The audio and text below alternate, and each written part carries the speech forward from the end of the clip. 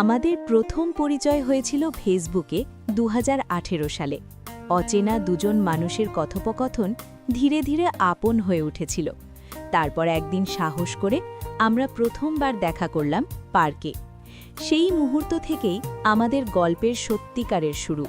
সবুজ আর মানুষের ভিড়ের মাঝেই দাঁড়িয়ে বুঝে গিয়েছিলাম এই অনুভূতিটা আর সাধারণ নয়।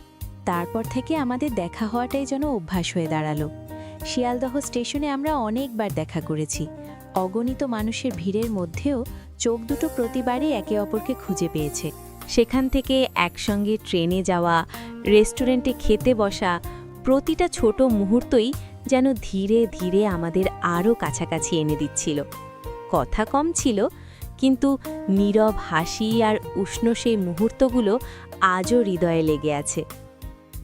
তারপর এলো তোমার জন্মদিন। Happy birthday. ভালোবাসায় মোড়া এক বিশেষ দিন। সেদিন তোমার হাসিটাও ছিল একটু বেশি উজ্জ্বল, আর সময়টা যেন অদ্ভুতভাবে থমকে গিয়েছিল। সেই দিনই হৃদয় খুলে তোমার কাছে আমার ভালোবাসার প্রণয় নিবেদন করলাম। চোখের ভাষায় বলা সেই সম্মতিটা হৃদয়ে চিরদিনের মতো গেঁথে গেল। হালকা হাসি আর নীরব এক হ্যাঁয়ের মধ্যেই আমাদের ভালোবাসার গল্পটা নতুন করে শুরু হলো।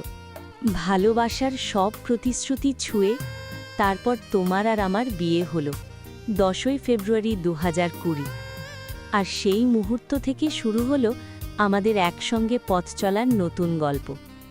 হাতের মুঠোয় হাত, বুক ভরা স্বপ্ন নিয়ে সেদিনই আমাদের নতুন পথ চলার সত্যিকারের শুরু পেল।